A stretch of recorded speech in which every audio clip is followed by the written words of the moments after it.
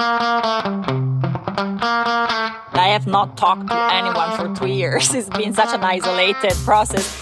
But I also realized that maybe because the entire process of my show has been done through the mediation of the screen, the show is actually the opposite. It's extremely material, concrete.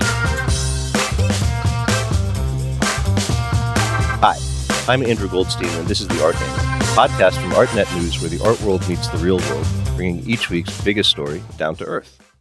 This April, after a punishing 2 years apart during the pandemic, the whole art community will gather together on the magical, watery Isle of Venice for its periodic ritual assessment of what the world's finest artists have been thinking about and making to grapple with our changing world. They call this climactic event the Venice Biennale, and each time it is presided over by a visionary figure whose role it has been to transmute the work of all these artists into a coherent statement about our time. This year, that exalted figure is named Cecilia Alemani. Cecilia is a professional art curator whose day job is curating art for New York's High Line, and the Venice Biennale is just a big exhibition. But at least to me, the show always has an aura of the religious about it, where we get to commune with the biggest and best ideas floating around the globe. And this time around, the globe is in rare and urgent need of big ideas, with existential crises raging all around us that need to be understood and reckoned with now. So can this year's edition of the Venice Biennale help? To find out, I'm very happy to have Cecilia Alemani on the show today to talk about her big exhibition, which is beautifully titled The Milk of Dreams. Thank you very much for coming on the Art Angle, Cecilia. Thank you for having me. I'm very excited to be here today. So where are you zooming in from right now? I'm zooming in from my apartment in Venice, in Via Garibaldi. For those who knows Venice, it's between the Arsenale and the Giardini. So very conveniently located for, I'm sure, what must be constant sprints back and forth. So having had the great pleasure of delving into all the materials around your Biennale, it's clear that this has the makings of a sensational, mind-expanding show. It's also clearly been a Herculean process to get here. How are you feeling about all of it today? Well, I'm feeling pretty good, I've been working on this show for over 2 years, and finally I'm here on site, opening crates, hanging artworks. So it's the best part of this very, very long journey. Of course, I look very much forward to celebrating with you all and with the artists, but installation time is extremely excited. And, it's been 2 long years of preparations, quite isolated. So finally, we're here in person with the artwork. So it's a really effervescent time. So to kind of spell out the journey, the Venice Biennale announced that you would be its next curator all the way back in January of 2020. So how did you think that you were going to be able to go about putting the show together, which is already an incredibly ambitious task? And then how did your plans potentially change a little bit when events changed? The first 6 months of the preparation has been quite hectic because, as you said, I was appointed in January, and 6 weeks afterwards, the pandemic became very much a reality for all of us, also in the States. And then not even 2 months after, the show got postponed. So in the first 6 months of preparation, I kind of started again 3 times.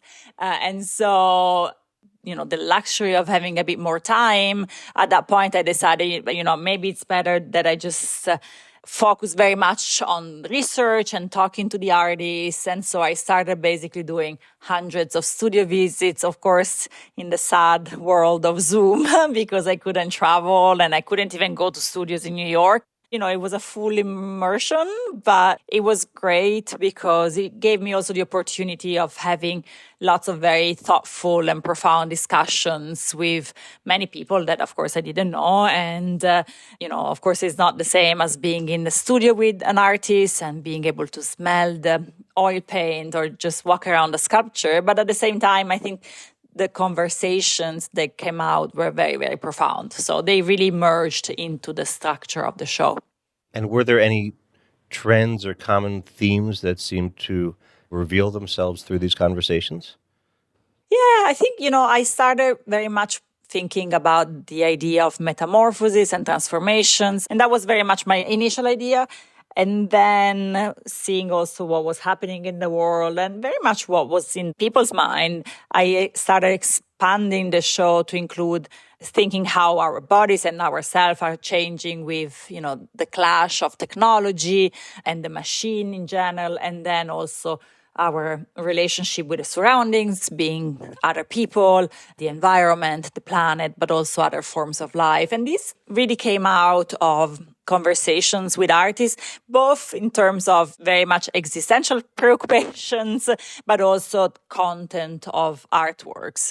So I feel like, if you ask me trends, it's hard to say, especially in the beginning.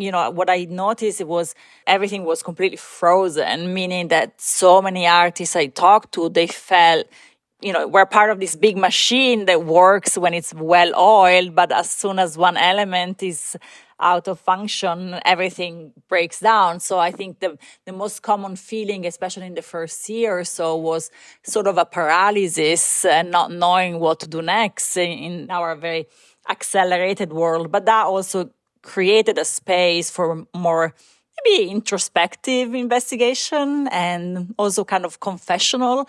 So I think the idea of how our body's changing with the evolution of technology, but also on the other side, can we imagine a different relationship with the surroundings, one that is not of exploitation, but is one of symbiosis or collaboration. And as you're gathering together all of this research data, all of these, clues as to where the artists are going in their work, what did you see as the goal for yourself as the curator of the Venice Biennale? What is the objective in putting a show together?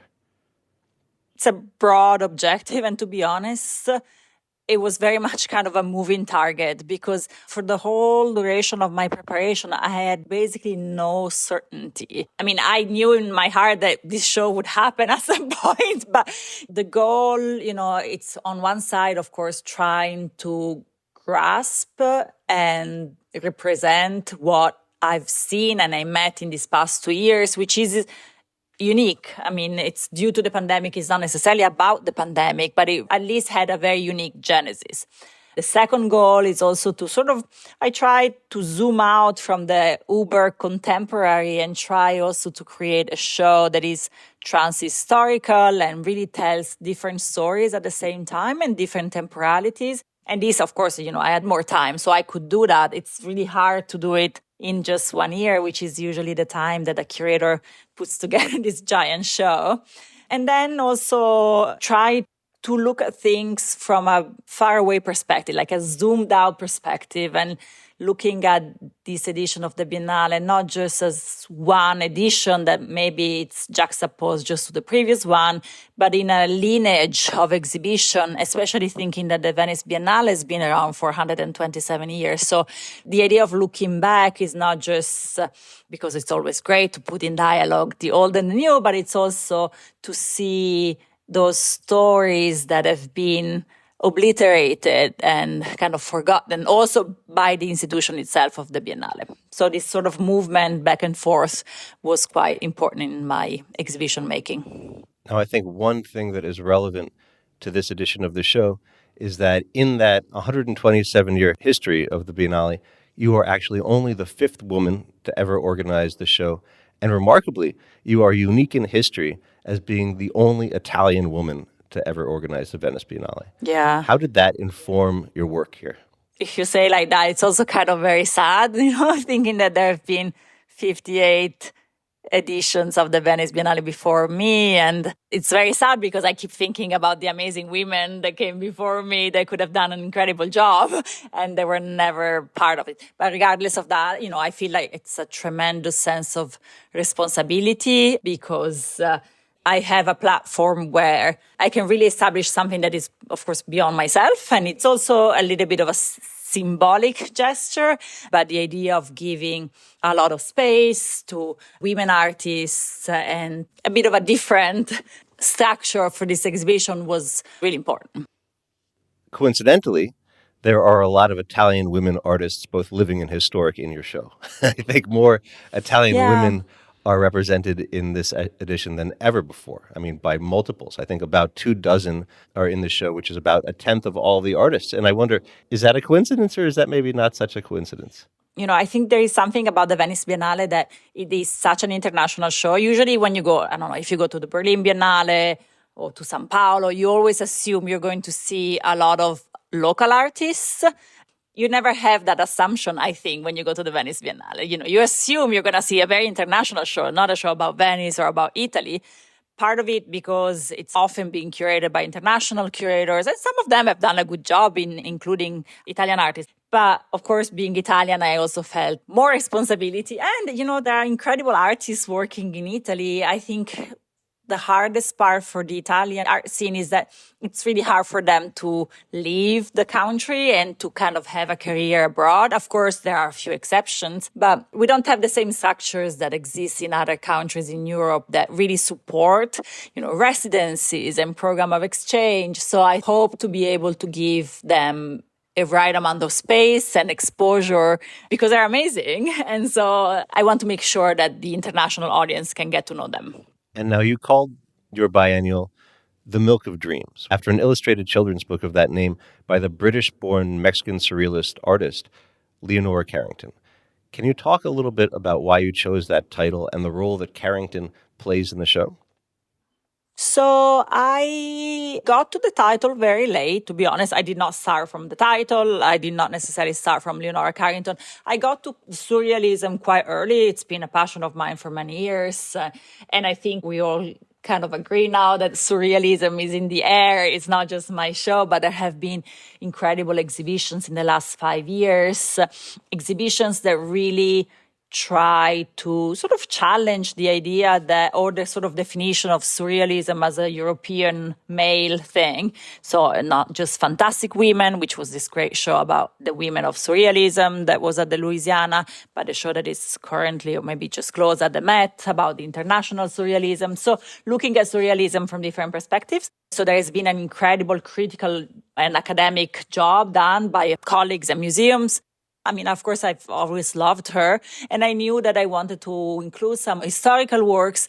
But then I started reading her writings, and that really opened another dimension for me because on one hand, I think I always love when an artist that you mainly know as a painter or as a visual artist then also writes. And her writings are really incredible because they're like, in a way, very simple, very joyful, but also quite macabre. And most importantly, they have irony and humor, which is a side that was very absent in her male colleagues. So there is this collection of short stories that is hilarious. One of my favorite books of hers is The Hearing Trumpet, which is the story of two old ladies, apparently it was herself and Remedios Varo, and how they deal with the old age, but in a very funny and light and kind of spiritual way. So a very unusual portraiture of the elderly time. And then I ended up finding this little book of children's story, which I didn't know before. And in a way, everything that I was working on in terms of thinking about metamorphosis, but also thinking about the atmosphere of surrealism or magi, it just came together and it brought everything together in a also very, very simple and very visual way. And so, as I often do, I stole the title from her because I always like titles that are actual titles of things, names of things, and not too conceptual. So that seemed to be perfect, although it kind of opened up for a whole array of different definitions and interpretations that probably tickle everyone's fantasy. And now, of course, surrealism is a movement that took flight almost 100 years ago, give or take. Do you think there are any echoes across history in what our society is going through currently that make this an echo that has some substance to it? To be fully honest, it's not something that I realized when I started working on this. But if you think about it, surrealism began in 1924, just after the end of the First World War, and in between, of course, the two wars, and had a sort of deep relationship, not just with the war, but also like a movement against totalitarianism and the military. And although, of course, now what I'm saying is very much about what we are living now with the war in Ukraine. But in a way, if you think about the past 6 years with Trump and everything that has been happening, I think you could say that there is a sort of parallel between the two historical moments. And in a way, to me, it's also quite visible in the figure of Leonora Carrington herself. And she was in her 20s when she got close to surrealism in Paris in the mid-30s. And then as a young woman alone, she escaped and she moved to first New York and then Mexico City. And in a way, her attitude probably towards the stereotypes and the cliche that were attributed to her as a beautiful young woman. So she was kind of dealing with the identity and trying to challenge those notions of very stereotypical female identity in a very similar way, I think, of what's happening right now. Of course, because of different causes. So I do think there are lots of echoes and rhymes between the two historical moments. And in terms of the flip side of surrealism's anti-authoritarian, anti-fascist kind of sensibility, another movement that's very well represented in the show is, interestingly, futurism, which was actually the polemical movement that sprang up in fascist Italy as a way of glorifying technological advancement, particularly when it came to the dazzling new weapons of World War I.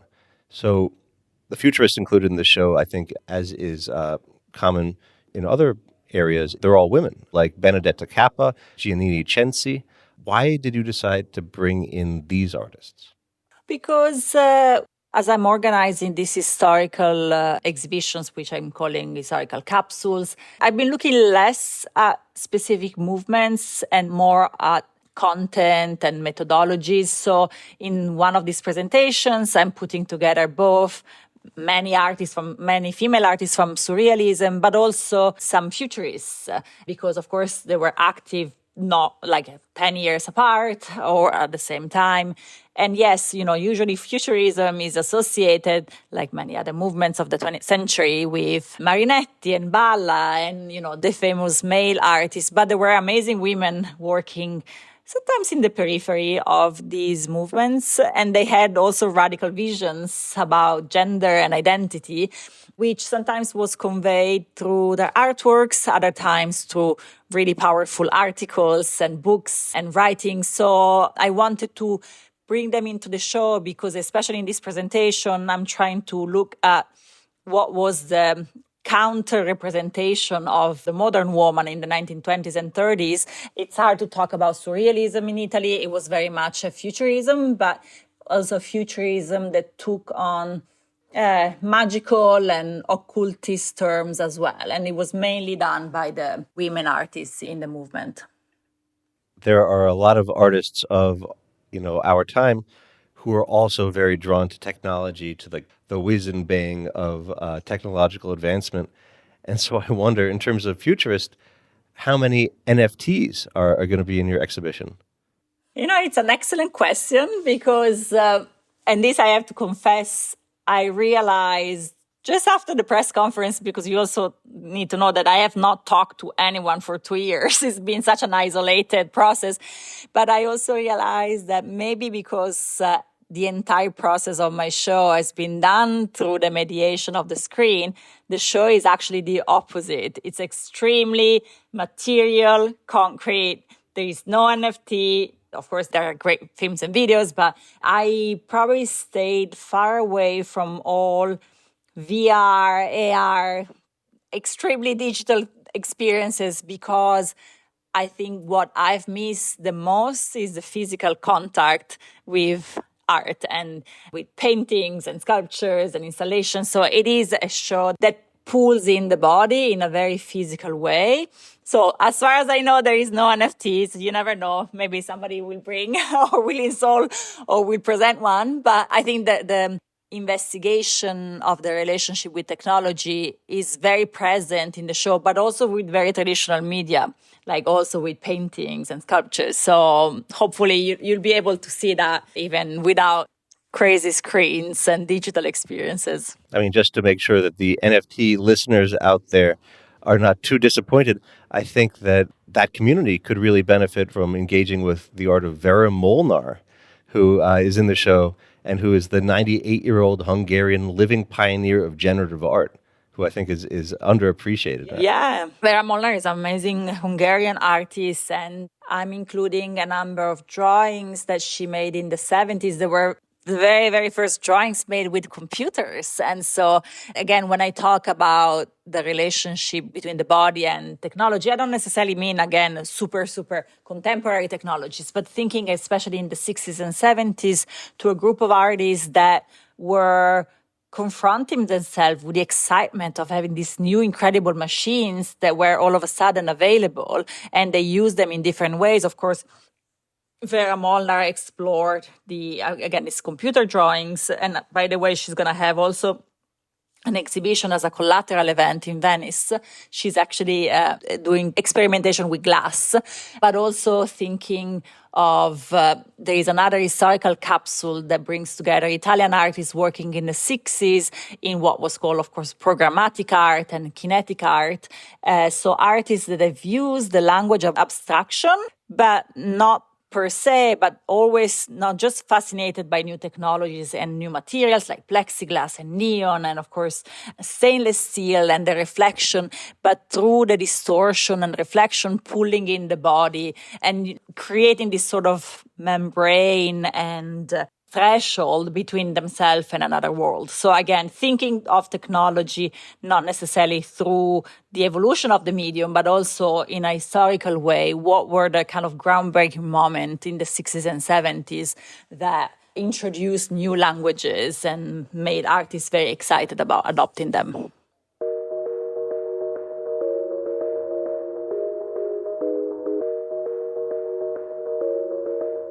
So one of the aspects of your show that has gotten the most attention is not only how many female or gender nonconforming artists are in it, but how proportionally few artists who identify as men are actually included. Only about 21, which is 1/10 of the overall artist population, about the same proportion as Italian women artists. So it reminds me that in Leonora Carrington's work, she often presented women as kind of these fonts of mystical power and wisdom whose powers were only curtailed by the presence of men. And I wonder, was something like that going on in your mind when you were assembling the show? And how did the male-identified artists who you did include, how did they make the cut? Again, it was a process. So I invited the artists that I wanted to work with, many of whom happened to be women. I did not sit down and say, oh, I want to do 90% women and 10% men. I hate numbers and quotes and quotas, but at some point I realized that I had a very big number of women. But then, the time I wanted to invite a man, I invited a man. So there are a few artists that identify as such, but in a way, it also became sort of irrelevant. I really wanted to work with the artists I thought were the most talented and that could contribute the most to the exhibition. Things kind of turned a bit more intentional when I started working on these historical capsules that are uniquely focused on women artists. And that is more like a historical kind of look back and trying to not necessarily rewrite history, because I don't have that ambition, but telling those stories that have been, again, obscured, obliterated, forgotten, but they are so relevant, in my opinion, to the artists of today. And I wanted to be able to create this constellation of artworks that I hope when the viewer will see them, they then will see the contemporary artworks that are in the following rooms through different eyes. And I'm not necessarily claiming that one influenced the other or vice versa, but is about this effort also turning back and rereading our past, not as a sort of static and immobile art history, but like reinterpreting also the work, like you said, the futurists with a new lens and a new vision. So always look back to find also new inspirations for the future. I think that one thing I'm always excited about when going to the Biennale is that when you come to a show of this kind of scale and ambition, there are always some artists in the show who kind of stretch the visitors' expectations about what the boundaries of art are and who can count as an artist. And I think there's some interesting ones in your show. So, for instance, can you tell me a little bit about Anna Coleman Ladd? Yeah, Anna Coleman Ladd was an American traditional artists from the beginning of the 20th century. And at the beginning of the First World War, she decided to move to Europe. She moved to France, and she had learned about these studios in England that were helping people that have fought in the war and got hurt and disfigured many times by the war, and help them creating prostheses and like facial masks to sort of re-enter society in a way that, for lack of a better word, more acceptable at the time. And so she did the same. She opened a studio in Paris where she would make these casts and these masks for soldiers whose face was completely disfigured. And so we're showing a number of photographs of her sort of patients, but also like an original mask. I think it was from 1917. Her work is included in one of these historical presentations, in particular the one that looks at the idea of the cyborg. So this sort of hybrid creature between human and machine. And this presentation is very much focused on the early avant-garde, so the like Dada and Bauhaus. So of course, people know that the term cyborg was invented in 1960, but actually the claim of many critics and art historians is that many artists from the Dada and Bauhaus movement really investigated these hybrid creatures that were often female and that really brought together the human and the artificial, often using masks and props and prostheses. And another artist who's in the show who is much better known for other aspects of her output other than visual art is Josephine Baker. So how did Josephine Baker come into the show? Josephine Baker is in the first capsule, which is more about metamorphosis and surrealism, and brings together a number of artists and cultural figures. You know, she was a dancer that really challenged those cliche and stereotypical notion of the woman seen by their male peer. And so in a way, what she did when she moved to Paris in the 20s was really through also irony, kind of poking a finger to not just the sort of stereotypical vision of femininity, but also of a Black woman, of race in a very colonial time. So I wanted to include that as well. Also thinking, again, it's not necessarily a presentation about surrealism, but what was happening in the same years across, not just France, but also in the United States. And then what about Millie Canavero?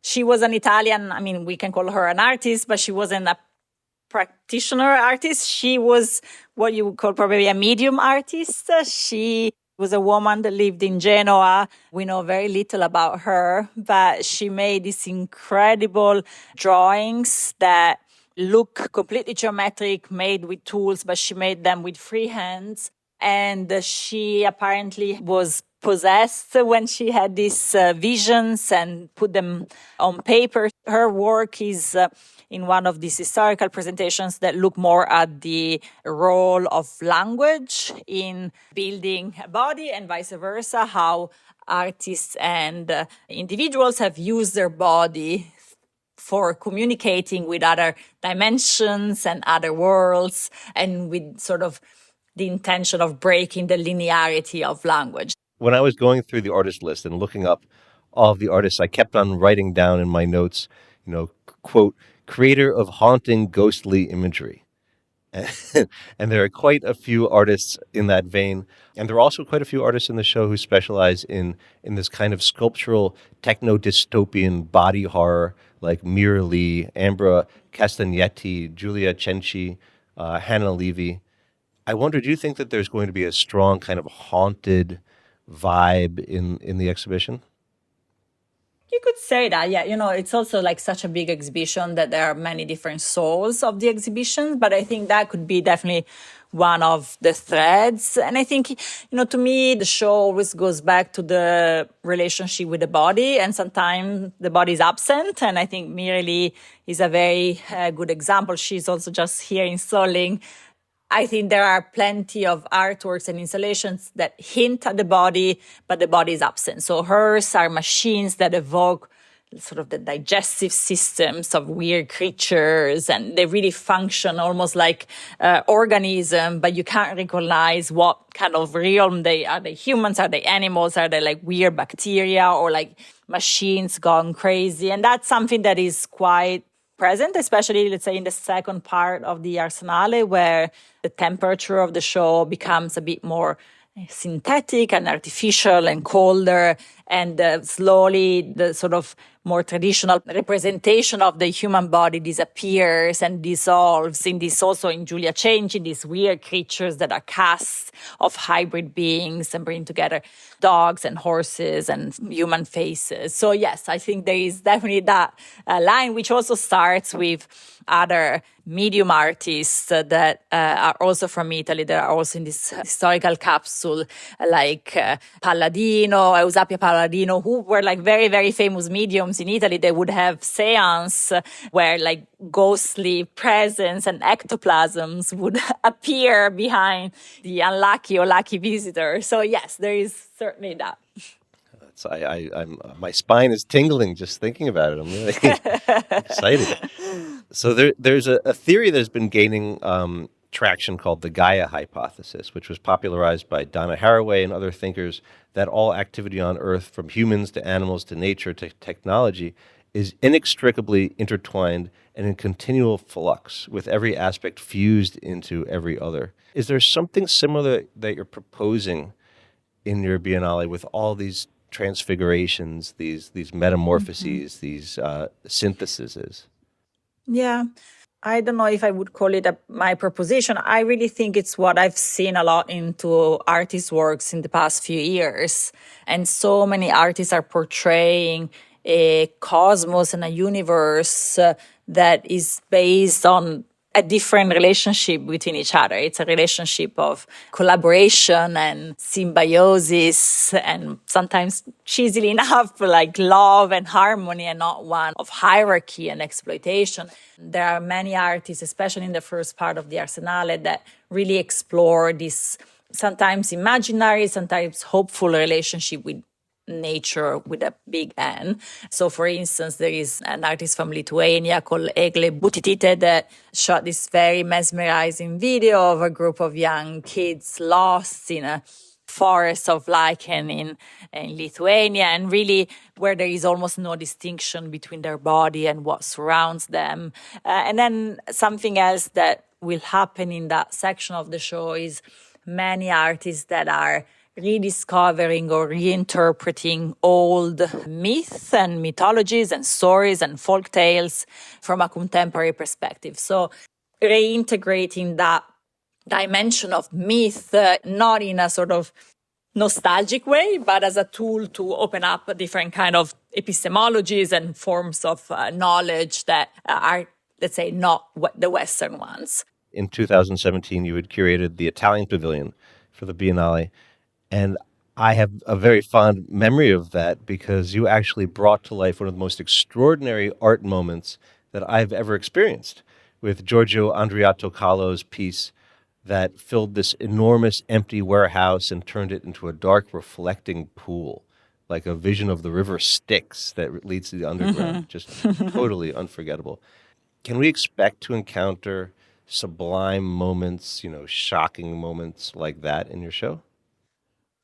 Well, I can't tell you too much, but I think, of course, when you do a pavilion, is a different task because you're really highlighting the work of one or very few artists. In this case, as you know, I have 213 artists, so it's different, but of course I have plenty of space. What's been very helpful for me is that I curated the Italian Pavilion back in 2017, which it is the biggest national pavilion in Venice. And I had worked with a part of the team of the Venice Biennale already back then. So that gave me definitely an advantage or disadvantage, I don't know. So I try to structure the journey through the show, especially in the Arsenale, which is the toughest part, alternating areas and zones of concentration and kind of intimacy with more like broader experiences of maybe you want to call it spectacular pieces or larger pieces, but trying to create a sort of dynamism between inwards and outwards, because the space of the corderia is quite boring because it's linear and has these columns. So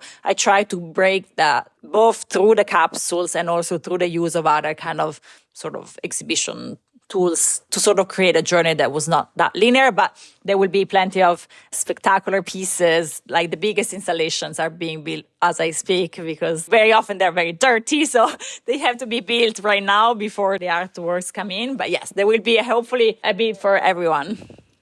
So on a more somber note, first year biennial was upended by COVID.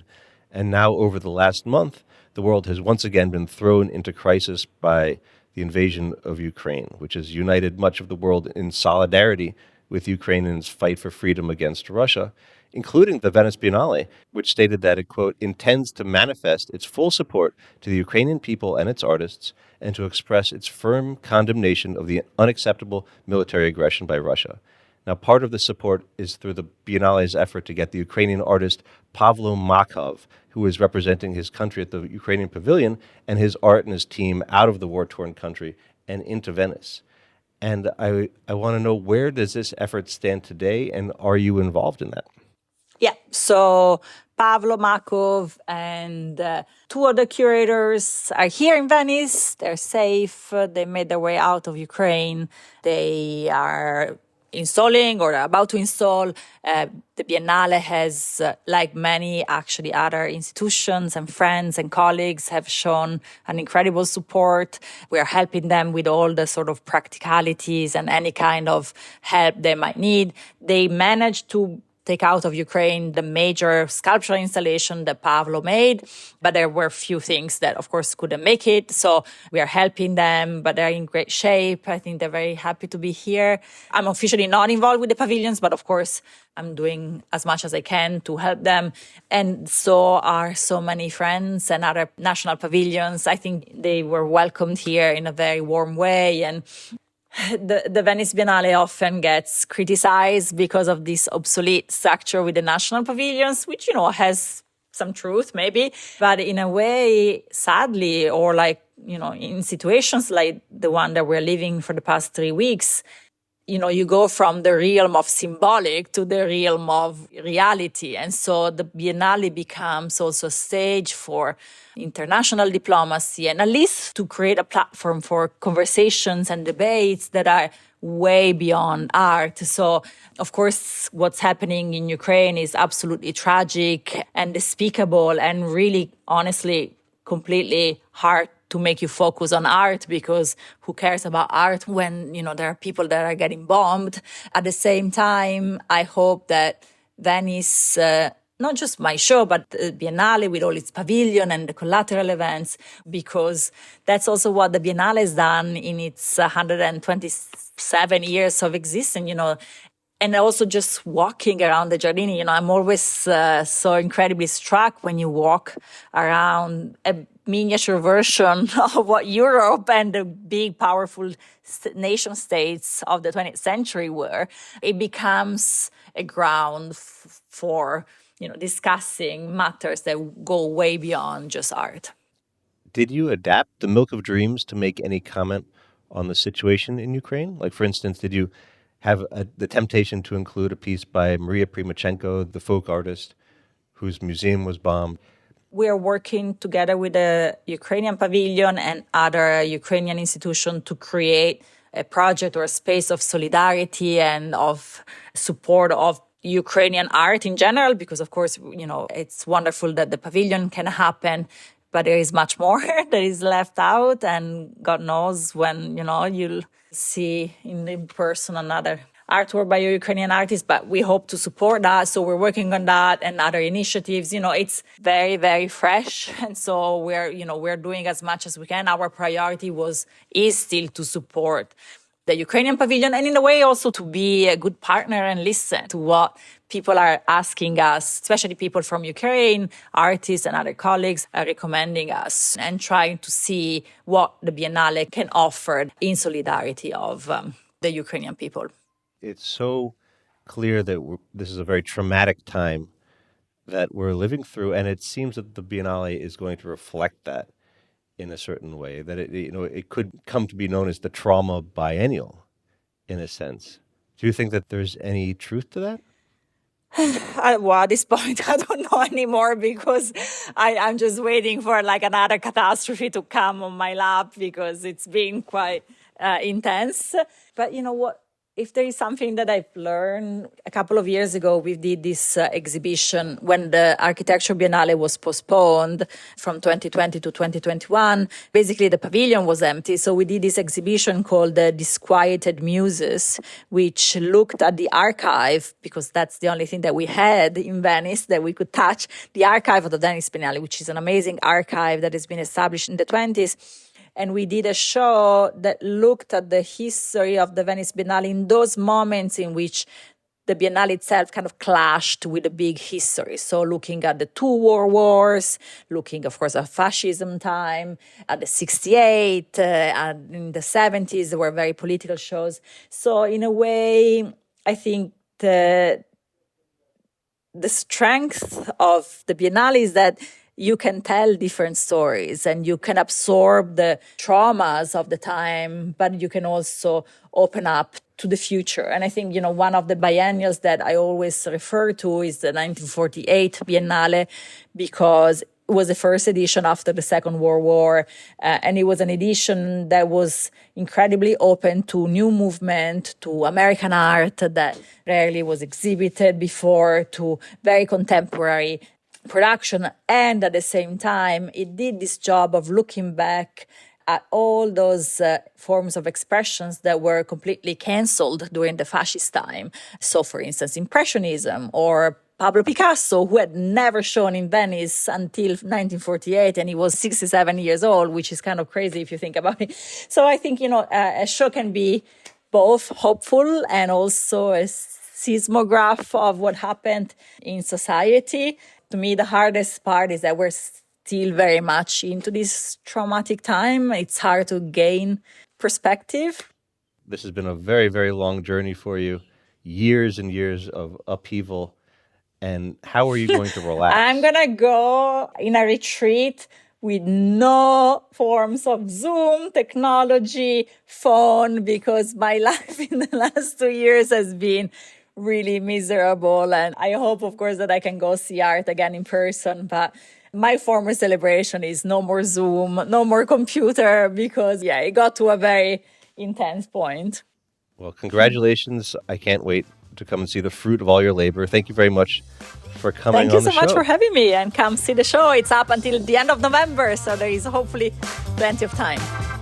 Well, that's it for this week's episode of The Art Angle. If you like what you heard, you can subscribe to the show on Apple Podcasts, Spotify, or wherever else you get your podcasts. Also, take a moment to rate and review us. It will help other listeners discover what we're doing. The Art Angle is produced by Sonia Manalili, Tim Schneider, and Caroline Goldstein. Thanks for listening, and see you next week.